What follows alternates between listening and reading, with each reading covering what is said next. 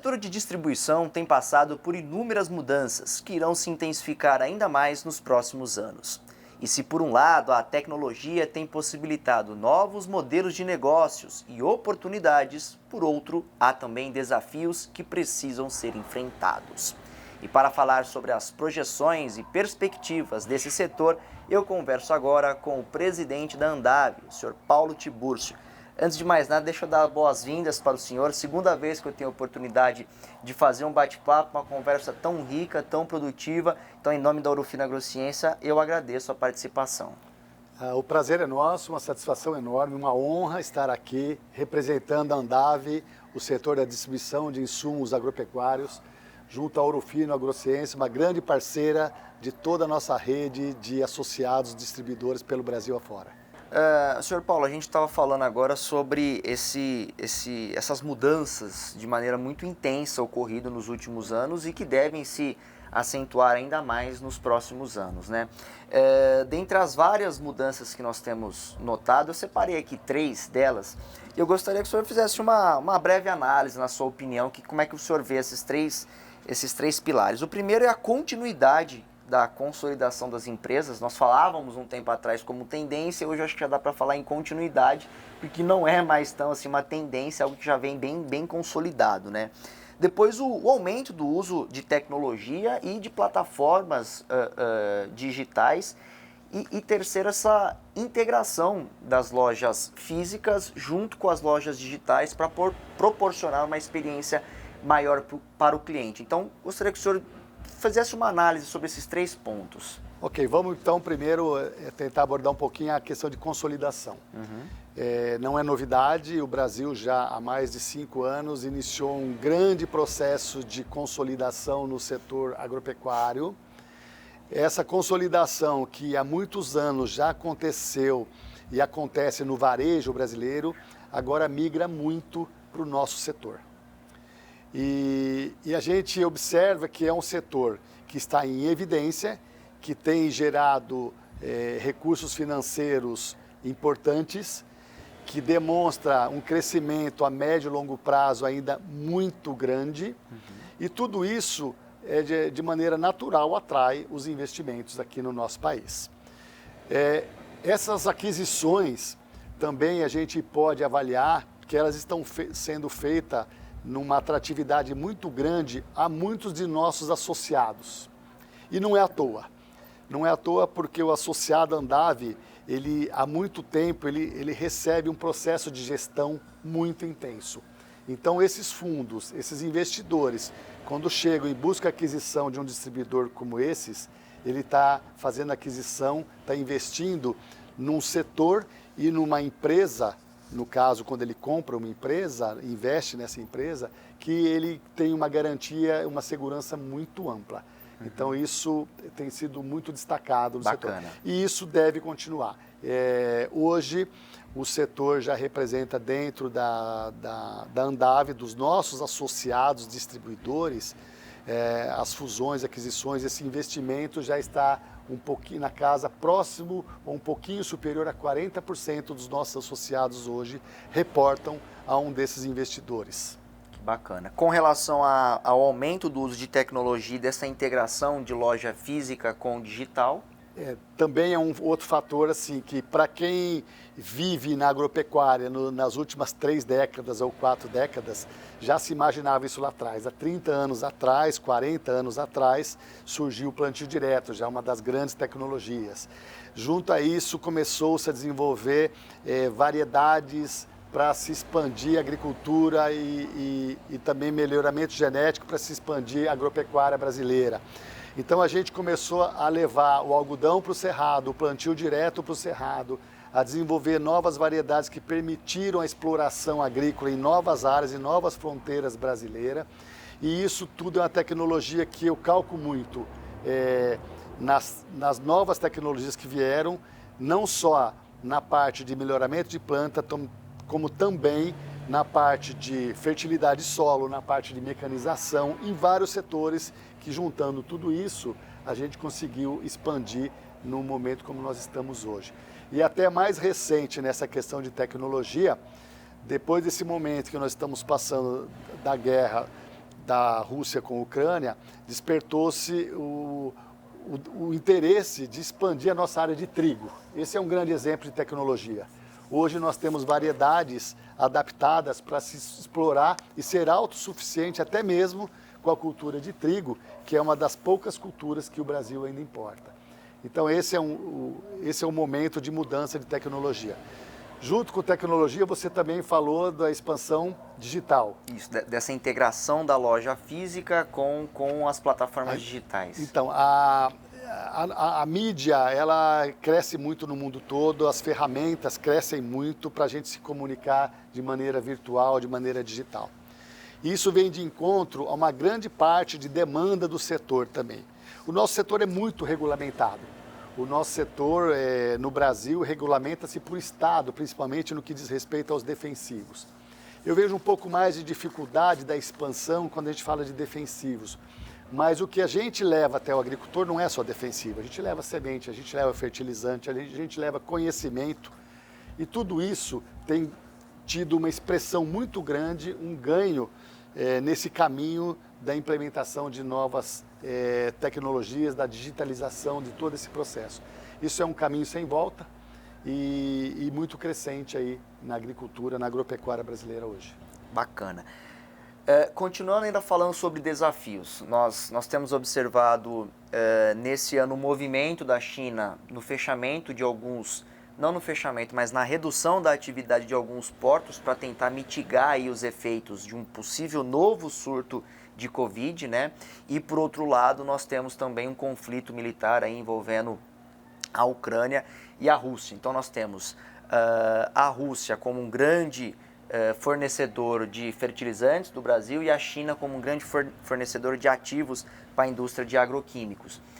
De que maneira esses dois acontecimentos, se é que tem impactado o setor de distribuição, ou se preocupa também isso para o futuro? Como é que vocês têm visto isso? De que maneira isso pode afetar a oferta de produtos, Sr. Paulo? A pergunta é muito boa, impactado tem e tem preocupado muito. Mas vamos dividir o que é defensivos e o que é fertilizante. Bacana, vamos lá. E, infelizmente, o Brasil, nessas 3, 4 últimas décadas, o Brasil se transformou na agricultura. E esse aumento de área, aumento de tecnologia, aumento de produtividade, hoje nós produzimos não só para alimentar o Brasil, como mais 3 Brasil. Tá? Então, esse crescimento, eu diria que foi muito rápido. E a gente deixou de lado a exploração, tanto na parte de fertilizante como na construção, no investimento de termos síntese de produtos na área de defensivos. Então hoje nós somos muito dependentes de outros países, falando de defensivo primeiro. Somos muito dependentes de tudo que a gente importa de matéria-prima, de ingrediente ativo da China. E trabalhando há um bom tempo no setor, eu até faço uma analogia, né? Coincidência ou não, todo ano nos meses de março, abril, a gente recebe algum insight da China de que teremos dificuldades na importação desses ativos para transformar ele nos defensivos que nós comercializamos no Brasil. Mais uma vez, estamos nesse momento.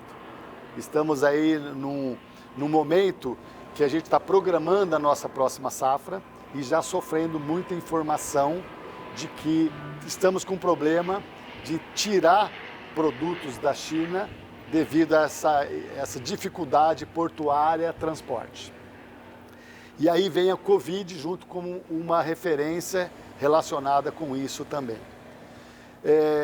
Eu diria, há poucos meses, a gente começou a analisar o mercado chinês e a gente falava o seguinte, cada vez mais a China vai exigir um planejamento do Brasil e do mundo que compra produto deles. E esse planejamento, a gente falava de um planejamento anual, a gente falava poucos meses atrás. Nesse momento, nós estamos observando que esse planejamento vai ter que ser um pouco maior do que o período que a gente imaginava originalmente. O Brasil começou esse ano com um bom estoque de defensivos. E a nossa safra começa a ser plantada grandemente quando começam as primeiras chuvas, né? Nós temos tempo de recuperar isso, mas acho que vocês, Ouro Fino, como todas as indústrias fabricantes, com certeza estão trabalhando com um período maior de planejamento. Antigamente, a gente tinha uma resposta da China de 90 dias, entre você comprar na China e desembaraçar no porto brasileiro. E hoje, esse período já subiu para 110, 120 dias. Ou seja, vai exigir mais planejamento, isso aumenta custo, porque a indústria vai ter que trazer essa matéria-prima antes, vai ter que procurar lugar para armazenar, para poder atender o agricultor sem faltar produto na safra. Mas, menos ruim que tudo isso, todo esse alerta está acontecendo agora, e não na boca da safra, como o ano passado a gente teve problemas aí com alguns produtos que sinalizavam falta. Então esse é o nosso cenário, e o Brasil precisa melhorar a sua capacidade de produção, mas para isso existem muitas barreiras ambientais, políticas, para viabilizarem novas fábricas de síntese no Brasil. Legal. Tá. Isso defensivo. Aí vem a outra história, que é fertilizante. Fertilizantes, exatamente. E fertilizante, a gente é muito dependente, 85% do mercado brasileiro depende de importação de matéria-prima dos fertilizantes, principalmente o nitrogênio, fósforo e potássio. Somos muito dependentes do que vem da Rússia e de Belarus, que também é o mesmo porto, mas os navios estão desembarcando com fertilizantes no Brasil. E tudo leva a crer que nós vamos passar por esse problema e vamos conseguir solucionar e ter matéria-prima para a nossa safra. As últimas semanas têm nos sinalizado isso. O Brasil começou o ano trazendo um percentual perto de 10% a mais do volume de fertilizante comparando com o ano passado. E a mensagem que a gente gostaria de deixar aproveitando esse bate-papo: não se preocupem em estocar fertilizante, que se vocês estocarem, vai faltar para outros. Comprem, adquiram e façam o seu planejamento para aquilo que você precisa. Vamos ser racionais no uso para que a gente possa ter a distribuição correta do volume que o Brasil vai ter disponível. Recado importante para quem está nos acompanhando aqui, do seu Paulo Tiburcio, presidente da Andav. E falando ainda um pouco sobre desafios, nós tivemos nos últimos 2 anos uma pandemia que assolou muitos setores da economia, né? Mas a gente vê que o agronegócio foi na contramão, o agronegócio brasileiro seguiu crescendo, seguiu se desenvolvendo. E a pesquisa recente agora que a Andav realizou junto com os seus associados, me chamou a atenção que a quantidade de pessoas que trabalham nos distribuidores aumentou a quantidade de contratação.